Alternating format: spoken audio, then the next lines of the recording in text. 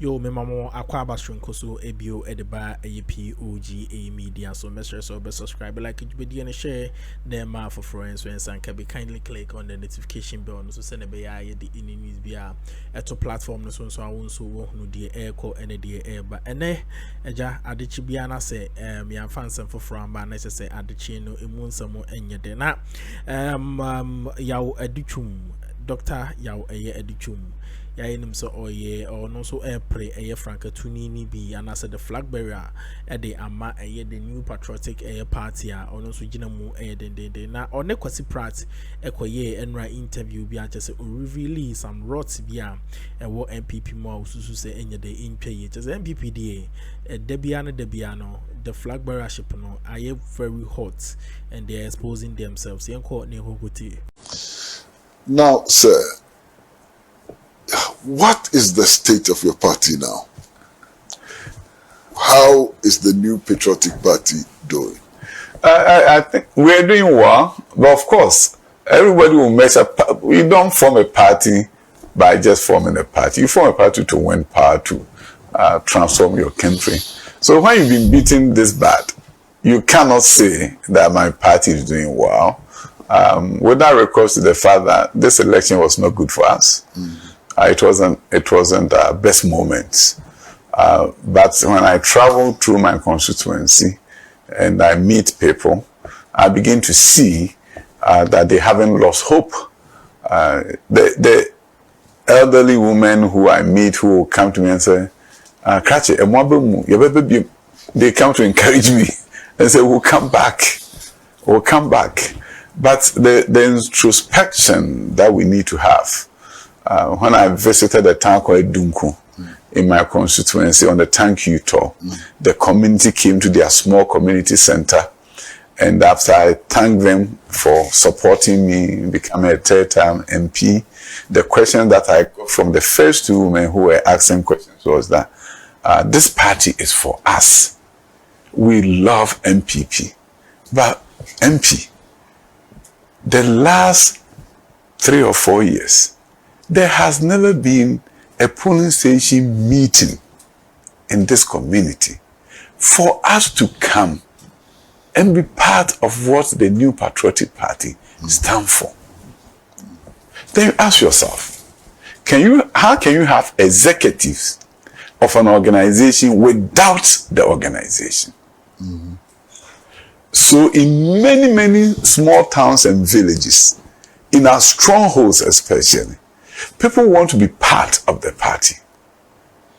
But invariably, the structures that you put in place to ensure their participation is not there.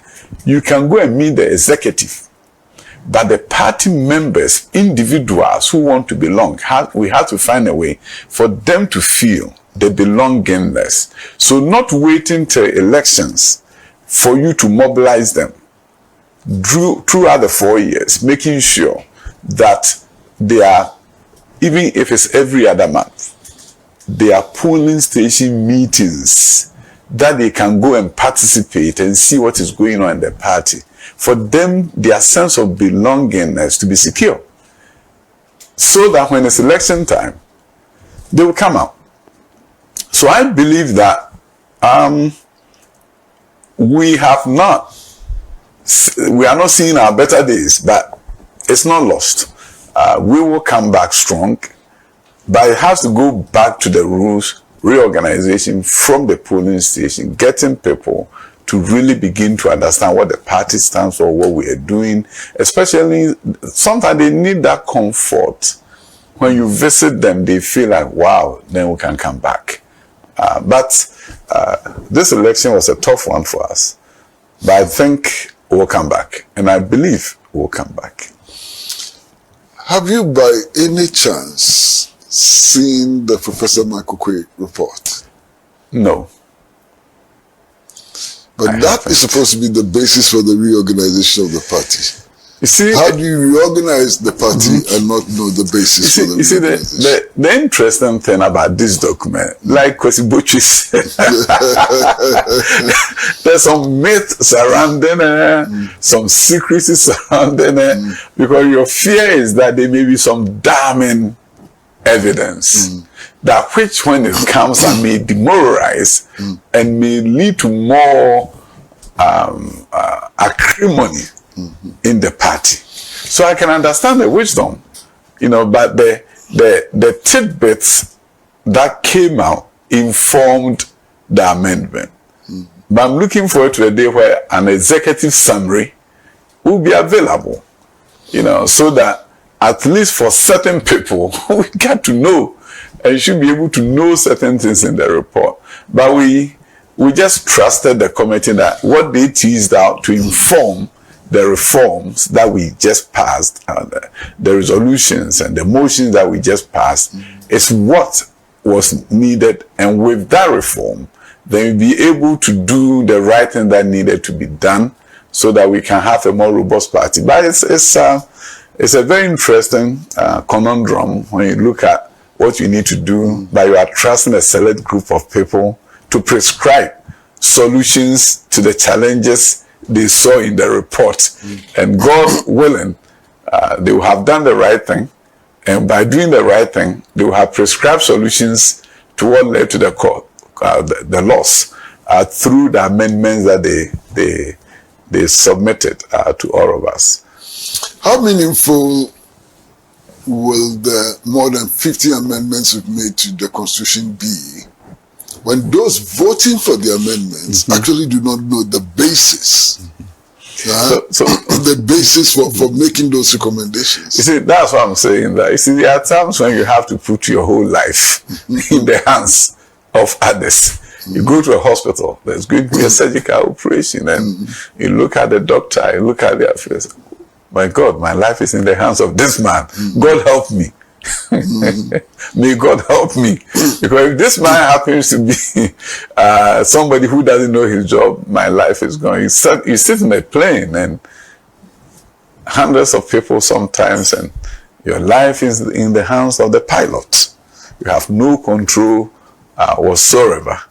And say to yourself, say a prayer to yourself, may God help me. So in a situation where, in order to ensure that the details doesn't cause more problems for us, we entrusted this to the work of Frank Davis Committee in terms of the amendments which they gleaned from challenges in the Sh0ck report, so that once we do that, we'll have solved some of the challenges that the whole thing uncovered. So at the end of the day, I believe that some of the things were also common sense. If you look at PWD's involvement from the constituency all the way up, that level of inclusiveness is good. If you talk about expanding the voter base for primaries, it's the right thing to do. Personally, I was for one man, one vote, or one woman, one vote. That every party member will have a chance to vote. But I also understand that we haven't created the architecture that ensures that is done well. In the US, a number of states, what is done is that you vote during the primaries only in your party's primary. The question is, how do you determine somebody is a member? They took the position that anybody who will confess that I am a member, they don't have to be due paying. They won't collect any dues for you. But so far as you say, I vote Republican, you are a Republican. So when you are going to register to vote, you indicate to the people registering you that I'm a Republican. So in the voters register, you are a Republican. You can say you're a Democrat or you're independent. If you're independent, until recently, most of the states, you could not vote in the primary of the parties. So what that means is that an NPP voter or member cannot cross over and register at the same time as a member of NDC and go and vote in the NDC election.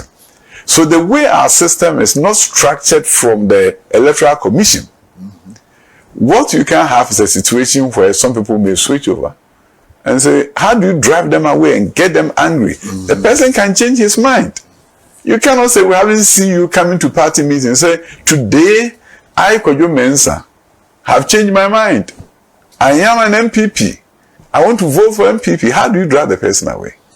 But if the Electoral Commission had collected that data and it was part of our laws, then during the election, you get the voter register from the Electoral Commission for all NPP, and those are the ones who can come and vote. But as it is now, I know NDC tried it one time. As it is now, somebody can cause mischief. So especially in the rural areas may not be different, but urban areas, you're in Medina. How do you say that I know all those who belong to NPP? Somebody moved from they now live in Medina, and they will tell you I'm NPP. So what do you do? So the idea that card bearing is also excellent idea. But at what time do you do a cutoff and say, if you get your card this time, you can vote? So I believe we have not created the ecosystem where one man, one vote becomes a reality. Up until when we can really get the party ID, and maybe those who lean towards your party and who indicated registering that they are members of your party. That is all where in the US they do. It's not just card bearing. It's everyone who says I'm Republican indicated that when they were registering to vote. Until then, you may have to find a way to enlarge the electoral college without necessarily maybe doing one man, one vote. So if you look at the amendments and getting former members of parliament, ministers and others to vote, I think it's a way of enlarging the electoral college and adding a few more to the polling stations. I think those are all good things that will enlarge the electoral college and get more voices in the selection of candidates or the parliamentary or party executive positions or flag bearership. So you haven't seen the Professor Sh0ck report, but in your own view, what accounted for this massive defeat of the party? I'll tell you one thing. From where I sit, I think we should have done a better job with communication.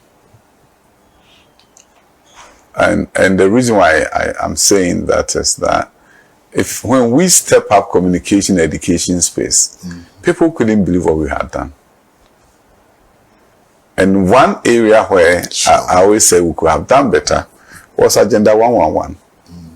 You see, when you go to various towns, even Accra, everywhere, you see a picture of a young woman, a young man, so beautiful, handsome, but it has at the top gone too soon. Painful exit. What a shock. And if they are older, then you say call to glory. I went to one of my towns and somebody who's 43, they said call to glory. I said, no, this is too early a glory. There are certain things that are happening in our nation and happening across Africa. Life expectancy, 58 to 61, you are gone. So we talk about a youthful population all the time, and we say we have demographic dividends through a youthful population. Yeah, the birth rate may be a bit high, but it's not so high that the youth should form such a large chunk of the population. It's because the adults are dying, and they are dying too early. And now some youth are gone too soon. Painful exit. If you build more hospitals, then you can create a similar situation like in America, where one day in a town where there are 100 people, where 100 people go to see a doctor or go to a hospital, maybe only 30 of them are sick. 70 of them are for routine checkups. So something that can happen to you 10 years from now, you see it today, and you prevent it from happening. Consequently, you live to be 80, you live to be 90. Go to a hospital, see people with gray hair, retired, and they are there at the restaurant to eat. You go to a hospital, you have to go to the emergency section to see those who are sick. Otherwise, most people got a text message from their doctor, having seen the last 3 months, come and do all these checks. There are things you need to do as you get to a certain age, and they do all these things, and they live long. So if you're doing Agenda 111, great. But the reason why it did not come out effectively through communication. To me, it was agenda longevity. It's agenda ensuring that those who are not sick can even go and see their doctor because there are hospitals everywhere. So if you do that and you communicate well, then you get some political dividends from it. I remember speaking at a place and I mentioned this and I said it's about people living long. You build more hospitals. Hospitals should not just be a place where you go to get a cure. It's a place you go to prevent something from happening to you. There's an old lady, 85 years old, a professor emeritus, and he said, why are you guys not saying it that way? Because I'm 85 and I want to live long. So if you are about creating more hospitals so that we can live long, life expectancy is everything that we have as human beings on this planet. And I don't understand why we should accept 61 and people are doing 85. But how do you get to 85 without quality medical care that focus on preventive care to ensure that people live long? So you can do something by your communication. And then you live in an environment where we have slash and burn politics. So it's not so much about what you didn't say, but it's about what others said about you that became believable by the people who are going to vote. The slash and burn politics is the bane of politics in Africa. In the US, they do it. But here, it is what people do to win power. I want you to look so bad that if I don't do much, you still vote for me because of how I have articulated the worstings the other party has done. But on the whole, what happens to us is that the population hates us both, the political class, because we tell them that they took this money and they squandered it. And then the Ghana man is sitting there and saying, these people, these people, these people. Because the next 4 years, they are going to hear the same thing about the other party. So it's okay. So you guys go there and all that you do is take our money and squander it. You don't do anything. So unless the political class begin to realize that it's in nobody's interest to just lambast ourselves without talking about what we can do when we get power and accounting to the people. So to me, a major part of it is that communication was a problem. We didn't do a very good job for the work that he did. But we have ex-president Akuffo. He's also complaining. Why? Why? He's alive and he's complaining of neglect. You know, as a member of parliament and a minister, there are certain things I can understand, and I think there might be some confusion as to the procedures for even inviting people to meetings. I saw a situation where, when I came back to Ghana, a school will want me to come to their speech and prize giving day, and then they will bring a delegation from the school, in addition to the letter that they have sent. And I'm saying to myself, you've already sent me a letter. Why the headmaster, the board of directors, people are coming from the school to come and inform me in person? It's part of our culture. So there are times when a letter may not be enough. Then then later on I understood, and I said, because they came, I will cancel everything to go, because they came. If it was just a letter and my secretary has written on my schedule, I don't feel like I have a serious obligation to the school. But when the school's headmistress and chair of the board comes to your office and say, we need you at Wesley Girls, you dare not forget, because they came and they told you in person. So even if we're sending letters, I think it would be good from time to time to show up and say, Mr. President, maybe the last meeting we didn't see you. We really want to see you in person. And could you please come? So I think we need to do more of the human contact and not just say that a letter was sent. So if we do more of that human contact, we may avoid this situation where you will say that I sent a letter to a PA and the president is saying, I am not seeing my inclusion. I think if he's not included, it's to our detriment. It's not benefiting us. When he learned the Patriotic Institute, the history that he gave, the caution that he gave to us, and why we should be careful and respect people, even the people who are security guards in our homes, because they may have more children than we do. And I can never forget how he put it. I said, that person with the children may have 8 votes. You have 2.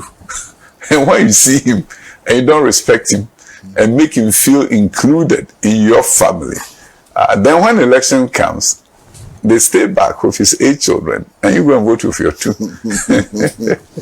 Yeah.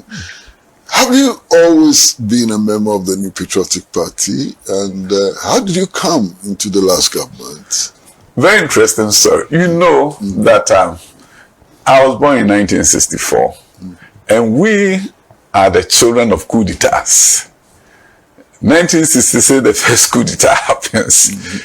And then you move on to what happened 1969. 69, and then all the things that happened to us as a government, palace coup and all those things. 1972, early morning, the classical songs on radio, news is not coming, and you know there's a problem.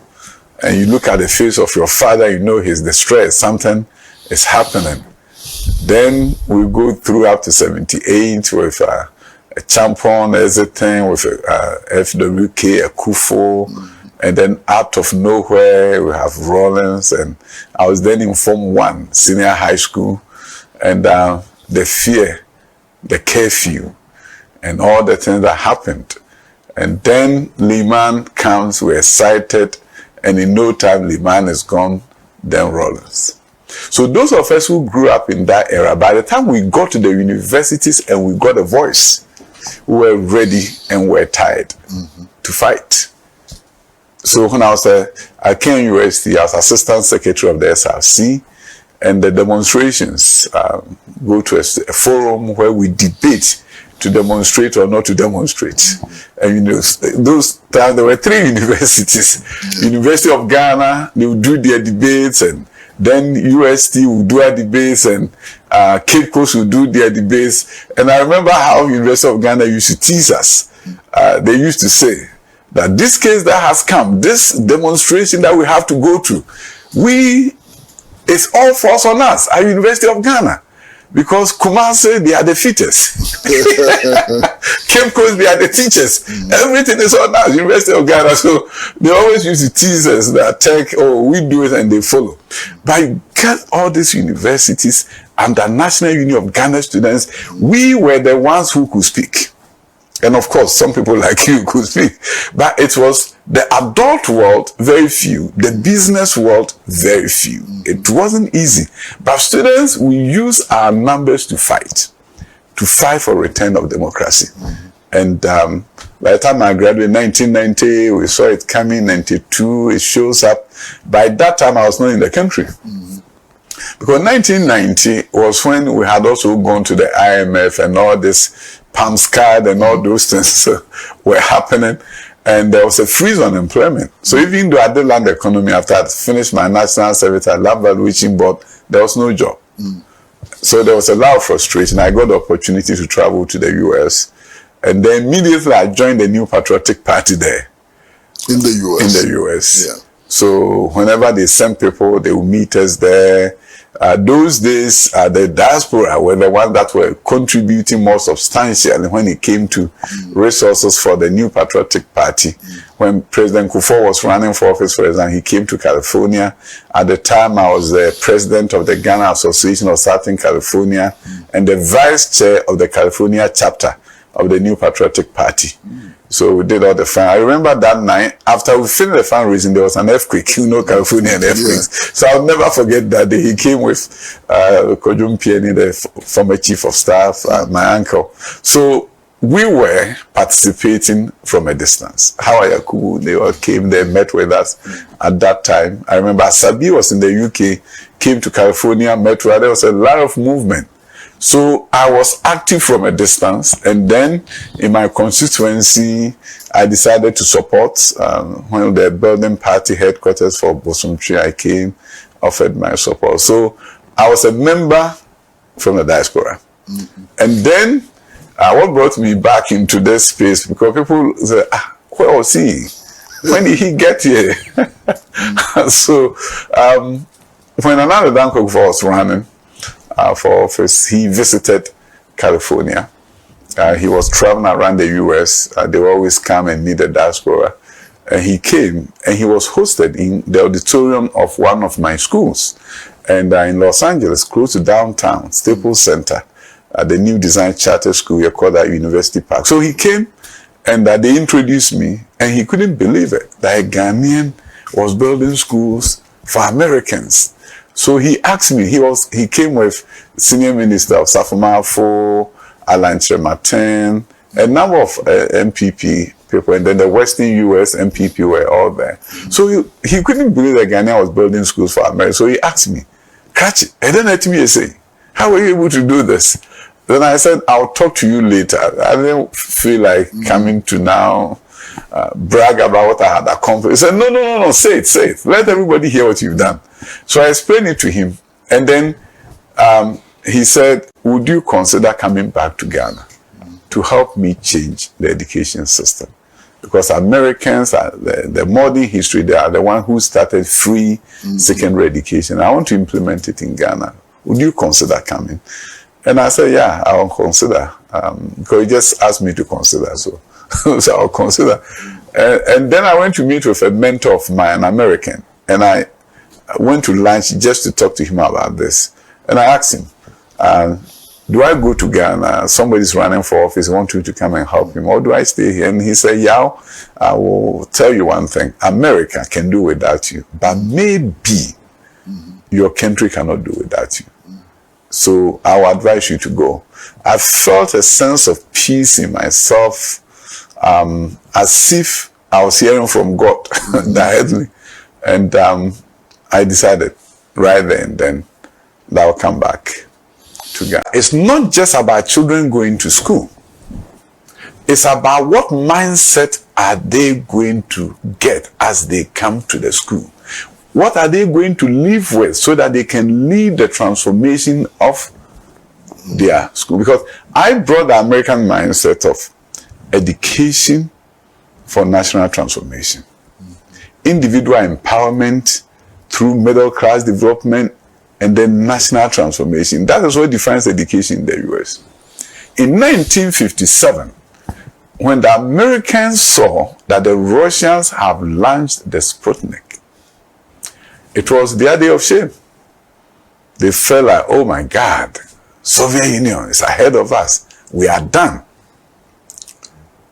Then they formed a committee to look at Americans' competitiveness in the world. Then they developed the Marlan report. The fascinating story is that they did not begin by just saying we're going to build a satellite just like the Russians, but they were looking so much ahead that the Marlan report said research has shown us that, based on the Terman report, a number of them, research have shown us as Americans that 6 to 10% of our children are gifted or talented. So, given what the Soviet Union has done, we are going to identify those children and educate them in science, technology, engineering, and mathematics. Yo, Jumedia no family no ena eguswa eko. Eye yaw Adutwum or twaso eden some do na ide etu dwa or kan some do na. But don't subscribe like Jumedia and share na ma for friends and san can be kindly click on the notification bell no so send be the news be to platform no so am. Also wo hunu die eko and the eba makramo. If we have to build separate schools for them, so be it. So they started building gifted and talented education schools, selecting these children from class 3 or grade 3 into these schools. Federal government making investment in these schools. So you can go to a school from primary school, focus on aerospace. So based on what happened to them, they saw education as a solution to their national security threat. coming from the Soviet Union. So they saw education, not just children going to school. So they saw that they started what is called magnet schools, gate schools, all over the country. In no time, they put a man on the moon. So they did not look at education from the perspective of just children going to school. But they saw reinforcing middle class values and development. They also saw that for us to be able to compete with the Soviet Union, we have to change the education system. So they saw education as a means to an end, not an end in itself. If you see education as an end in itself, you are not interested in the kind of questions WAEC give to our students. All that you know is that, oh, they sat for the exams and they are going to school. But as a minister who was blessed with a major, a great experience from America, and who did a PhD international in education policy and administration, and majored in international education, my focus was clear when I came into the ministry, that I had to find a way to nurture talent in the ministry. Apart from Mr. Kobana, who was the chief director that I came to meet, very few people at the ministry knew about education for national development. And it's not their fault, because based on the civil service rules, when they spend 4 years there, they have to be transferred to another ministry. So unlike Ministry of Finance, we did not have technical experts with institutional memory at the Ministry of Education. So we had to quickly put a group together, help them, then get support from the World Bank to train a group of people who will stay at the Ministry of Education and will not be transferred. So I saw a great opportunity that if we can tweak what was happening, we can transform things. So when we did the Education Reform Secretariat with Chief Kobana heading it, we were looking at how do we create an education system that leads to transformation of Ghana. So when we did the free senior high school, that was just the beginning. Then we jumped into STEM the moment I became the minister, because I was looking at other countries and saying to myself, the Singapore success story was from STEM. And recently, the Chinese success story was from STEM. When Deng Xiaoping goes to Japan, saw the transformation, he came back. Interestingly, they also did the same thing America did. When he came back, he did not say that I'm also going to build the railways, I'm also going to build the roads or the infrastructure or the factories. He began from first principles, from the foundation, and said, let me look at a whole political regime. How do we change them so that individual can prosper? Varying communism to a point where individuals will get the opportunity to prosper, and then saying to the Chinese that we need to change the curriculum. In fact, they look at the history that was being taught, the history that vilified Japanese, and remove that from the content. Because they said to themselves, if we want to be like Japan, how can we tell our children Japanese are bad? So they removed that. Then the next thing then did was to bring more STEM, science, into the curriculum. So physics and chemistry was incorporated right from junior high school. Then he set a goal to produce 50,000 engineers every year by building engineering universities. When he met that goal, his time was up for him to move on. The next president moved the goal to 200,000 engineers a year. Then the next president moved it to 800,000. Interestingly, after now, all their presidents have engineers. They've engineered themselves out of poverty. So I come to the ministry with my background and say to myself, how can we use education to change the history of our nation? So when I enter St. Barnabas at Osu and see a dilapidated school, the children there, the principal there, may not have seen anything that different. But I saw that if Ghana is going to be a great nation through education, then we need to begin to change schools like this. So I talked to the World Bank. They allowed me to use some funds that were earmarked for more training. And they said you can use part for infrastructure. That's why we were able to commission 80 schools one day. So my sense of urgency was, one, the middle class of Ghana, if you want to build a robust middle class, you have to make sure that education quality is enhanced so the middle class teacher or nurse will not have to borrow and add all his salary to send their children to a private school. They are not saving if all the money they have is then invested in the 11 years of education of their children. You have to give them quality public schools so that even if they want to go to a private school, they have a choice with the public. You can't charge people VAT, give the money to get fund, and yet allow these same citizens to go and live and sit under trees for their children to be educated. You go to Sh0ck where they are doing they invited me today to come, to come to their speech and prize. It's a small school, but they're doing some ceremony, speech and prize giving. They wanted me there. I couldn't go. But you go there and see how students were sitting under trees, and now they are in a beautiful school, uniforms, different uniforms, and you see in the faces of the children hope for the future. So I got to the ministry and I said to myself, public school should be transformed and continue free senior high school, of course, but we cannot forget STEM because that is how other countries have changed. So I came to the ministry as a minister for education, focus on ensuring that our nation's fortunes will be better through education, but not just any education. In fact, what we don't realize when it comes to education is that it's not just the explicit curriculum. I'm doing biology, chemistry, and physics. They are all great. But there's something called the hidden curriculum. Messages that the children take from the school that informs how they think.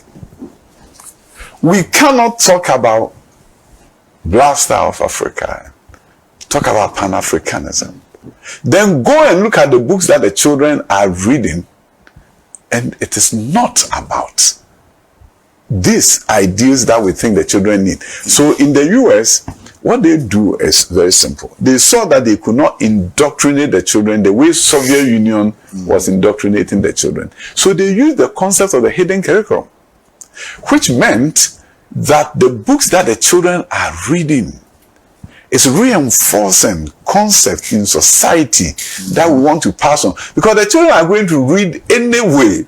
Why don't they read about the heroes of the past? A class 3 student reading about Kofi Annan, reading about Dr. Akroma, reading about Dr. Buzia, reading about these people, and you are teaching reading. But the content is empowering that child to understand their place in history. So the hidden curriculum reinforces the American dream. The hidden curriculum gives that child his place in history and his place in the world. So essentially, I did not just look at, we'll build schools, we'll do free senior high school, we'll do STEM, but when we were able to get every child at all schools the book about Kofi Annan for them to read in their schools, we launched the book and said, I want these children to know so that they can know that irrespective of where I come from, one day I can be like that man.